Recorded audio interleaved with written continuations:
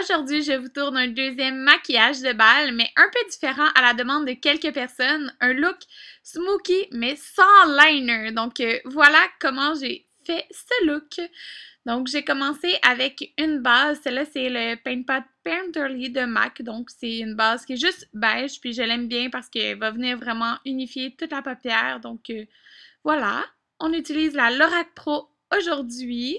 Donc, j'applique la couleur mauve, en fait, qui est un petit mauve pâle mauve, mais pas un mauve flash, là, vous allez voir, un mauve taupe, je dirais. Et avec un pinceau, je vais l'appliquer dans le creux de mon œil en faisant un va-et-vient avec comme une petite vague vers la fin. Je sais pas si vous pouvez bien voir, mais je pense que oui. Puis, la clé de ce look, c'est vraiment de mélanger plusieurs fois en plusieurs étapes. Donc, j'applique une couche, puis après, j'en applique une deuxième si je veux le look plus foncé, mais on y va comme par couche. Donc, voilà, cette couleur-là, je la fonds comme plusieurs fois pour avoir un beau fondu. Puis, c'est vraiment ma couleur préférée dans la palette.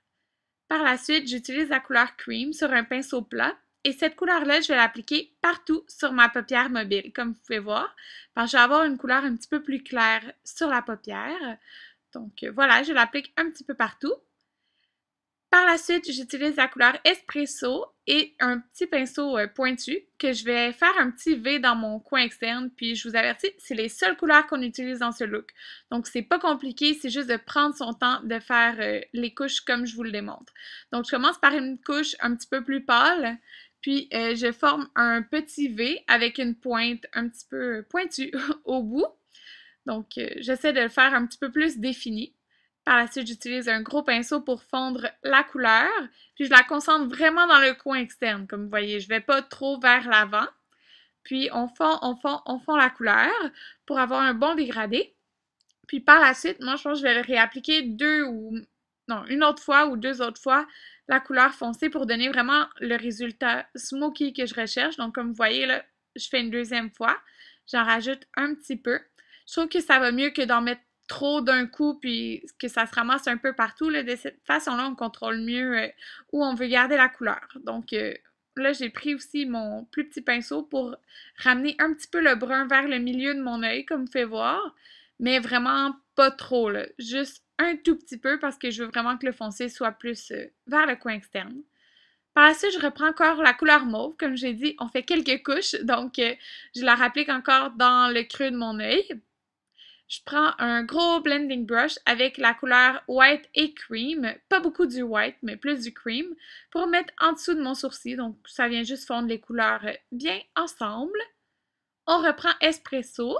Et cette couleur-là, on va l'appliquer encore avec le petit pinceau, mais en dessous de notre œil pour vraiment donner la définition. Puis je le mets vraiment beaucoup en dessous de mon œil, je vous dirais. Puis je le connecte avec le côté.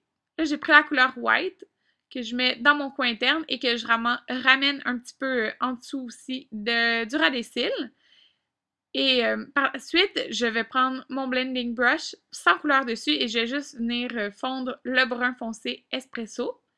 Et je reprends mauve pour vraiment un effet très smoky, puis je le mets un petit peu en dessous. Donc, je trouve que ça fait vraiment l'effet nuageux que je veux. Donc, j'aime vraiment, vraiment ce look, puis j'en rajoute même sur le côté pour vraiment faire, comme vous voyez, là, très fondu. Donc, là, j'ai mis mon mascara, et voilà le résultat, ce que ça donne. Donc, aucun liner. J'espère que vous aimez un look comme ça, c'est un petit peu différent. Pour le teint, j'ai utilisé la base HD de Makeup Forever. Parfait pour des maquillages de bal, ça tient vraiment notre maquillage longtemps, puis ça vient un peu comme lisser la peau, là. En tout cas, c'est une de mes préférées, et il y a différentes teintes pour corriger différents tons de peau. Celle-là, c'est la jaune. Par la suite, j'applique le fond de teint Double Wear de Estée Lauder parce qu'il tient vraiment longtemps et il y a une bonne couvrance. Le blush, c'est le Expose de Tarte parce que c'est un neutre, là, donc un brun rose neutre.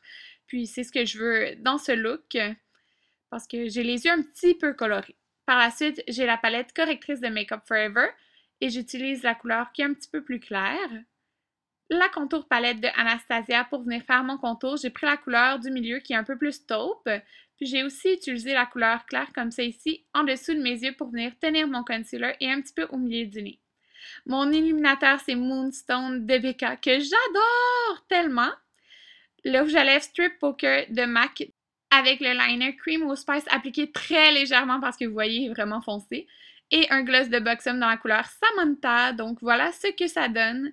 J'espère vraiment que vous aimez le look, là. Moi, en tout cas, j'adore. C'est des yeux charbonneux, sans liner, facile à recréer. J'espère que vous avez aimé ce look.